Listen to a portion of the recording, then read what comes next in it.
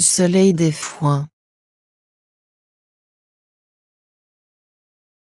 L'être voué à l'agriculture est sollicité, gouverné, quelquefois comblé, quelquefois malmené par le soleil, son patron absolu. Rien que pour l'Europe, si on pouvait les globaliser, ce seraient des millions d'heures, qu'hommes et femmes consacrent, à la fenaison, dès les beaux jours, alors que la poussée printanière des graminées, voire des légumineuses, promet l'alimentation du bétail herbivore, pour les périodes où le pâturage ne sera plus possible, soit en raison de la sécheresse, soit à cause de l'hiver et de ses glaces. L'herbe est coupée avant que chaque plante, qui peut avoir 4 à 5 cycles, ne donne ses premières graines. Les épis herbeux, engrangés ou en balles plastifiées, fourniront, avec les tiges et les feuilles, une nourriture riche en matière azotée. Les gestes et les techniques ont beau avoir changé depuis l'époque où nos ancêtres sont devenus sédentaires après des millénaires de vie nomade, le foin reste un produit qui doit sécher très vite afin que le taux d'humidité résiduel soit le plus bas possible, ce qui assure une bonne conservation à un produit de qualité.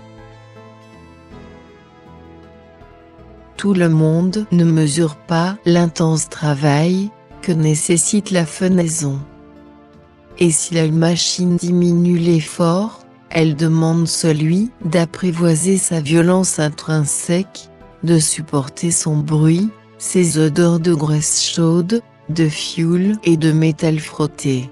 Elle demande aussi de se protéger des poussières qui voudraient vous remplir les yeux, la bouche et les oreilles. Elle demande de traverser l'absurdité de la lumière d'été, trop intense, et de garder foi dans le progrès, pouvant un jour conduire à une totale automatisation des tâches, permettant enfin l'avènement de l'âge d'or, rêvé depuis la nuit des temps. On connaît les dangers du foin humide. Risque d'échauffement pouvant provoquer un incendie, et survenue de moisissure.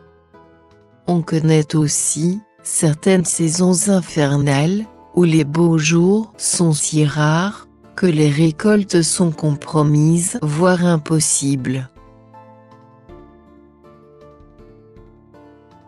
Tout cela n'empêche pas l'humanité rurale de se rassembler pour des rituels disparates et de festoyer, afin de se délivrer du travail contraint et de sa pesanteur poisseuse. Chez nous, par exemple, on parle de chavande à l'étymologie brumeuse.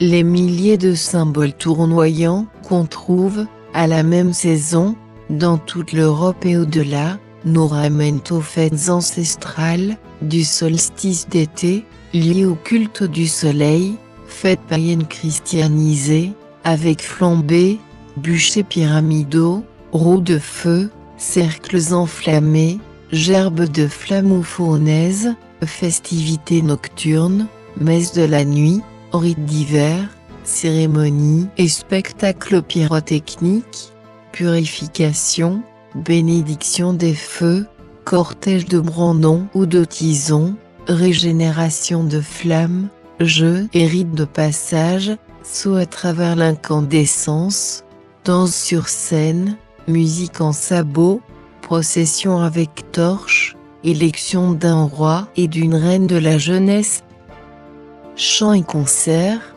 de la Syrie à la Scandinavie.